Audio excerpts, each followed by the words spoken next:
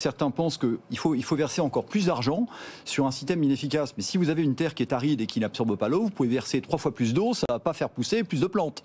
Donc la réforme, et c'est exactement ce que disait Emmanuel, c'est-à-dire qu'il y a le temps politique et il y a le temps des hommes d'État. Et on est entouré d'hommes politiques et de peu d'hommes d'État. L'homme d'État, je veux dire, il gère le temps moyen et le temps long. Et il faut réformer le système, la manière dont l'argent est utilisé, parce qu'il est parfaitement inefficace. Emmanuel. Je rebondis sur ce que vous disiez, Stéphane, au niveau de l'éducation nationale, et ça va aussi pour l'hôpital. Pardon, quand vous embauchez des personnes, ils votent.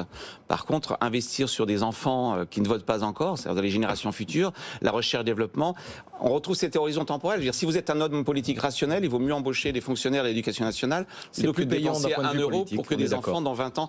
Enfin, c'est dur à entendre ce que je dis, mais c'est la vérité. Il y a un problème d'horizon temporel. Et moi, ce qui me fait très peur, c'est pas seulement qu'on dépense beaucoup. Moi, j'ai rien contre la dépense publique. C'est un, l'efficacité, et deux, pour qui? Est-ce qu'on prépare vraiment l'avenir? Est-ce qu'on prépare la transition climatique? Est-ce qu'on prépare les décrocheurs scolaires? Vous voyez, mais il y a un biais court-termiste nécessaire. Et c'est en ce sens que j'ai beaucoup de mal avec l'argument, je l'entends de mes collègues économistes qui disent voilà, il faut faire un programme budgétaire sur 10 ans, on va réduire de chaque année de 15 milliards le déficit, comme ça on aura un déficit primaire qui sera nul dans 10 ans. Mais quel homme politique a comme horizon temporel 10 ans? Déjà, c'est pas l'horizon d'une élection. Déjà, une élection, c'est 7 ans.